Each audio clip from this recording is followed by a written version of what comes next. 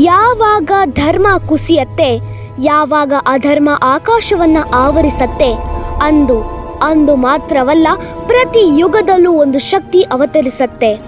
ಅದೇ ಮಹಾವಿಷ್ಣು. ಮತ್ಸ್ಯ ಅವತಾರ ಪ್ರಳಯದ ನೀರಿನಲ್ಲಿ ವೇದಗಳನ್ನು ರಕ್ಷಿಸಿದ ಮೊದಲ ರೂಪ. ಜ್ಞಾನ ಉಳಿಯಬೇಕೆಂದು ಧರೆಗೂ ಬಂದ ದೇವ. ಕೂರ್ಮ ಅವತಾರ ಮಂದಾರ ಪರ್ವತದ ಭಾರವನ್ನು ಹೊತ್ತು ದೇವತೆಗಳ ಧೈರ್ಯವಾಗಿದ್ದ ಧರ್ಮದ ಆಧಾರ.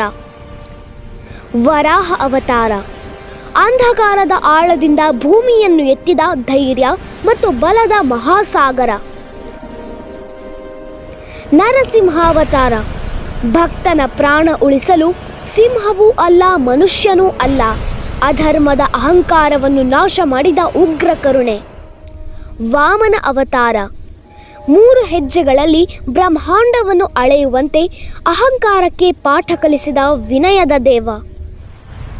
ಪರಶುರಾಮ ಅವತಾರ ಅನ್ಯಾಯದ ವಿರುದ್ಧ ಕೋಪಗೊಂಡ ಧರ್ಮ ಶಸ್ತ್ರದಲ್ಲೂ ಸತ್ಯವನ್ನು ಹೊತ್ತ ಯೋಧ.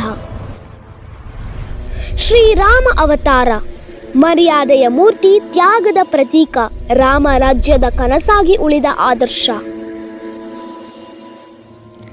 ಶ್ರೀಕೃಷ್ಣ ಅವತಾರ ಪ್ರೇಮದಲ್ಲೂ ನೀತಿ, ಯುದ್ಧದಲ್ಲೂ ಜ್ಞಾನ, ಗೀತೆಯಾಗಿ ಯುಗಗಳಿಗೆ ದಾರಿ ತೋರಿಸಿದ ಸಾರಥಿ. ಕಲ್ಕಿ ಅವತಾರ ಅಧರ್ಮ ಶಿಖರ ತಲುಪುವಾಗ, ನ್ಯಾಯ ಮರೆಯಾಗುವಾಗ ಮತ್ತೊಮ್ಮೆ ಅವನು ಬರ್ತಾನೆ.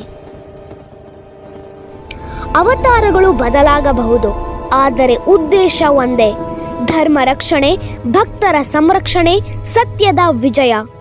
ಅವನು ಯುಗಗಳಲ್ಲಿ ಬದಲಾಗಿದ್ದರೂ ಅವನು ಸದಾ ಒಬ್ಬನೇ, ಶ್ರೀಮನ್ನಾರಾಯಣ.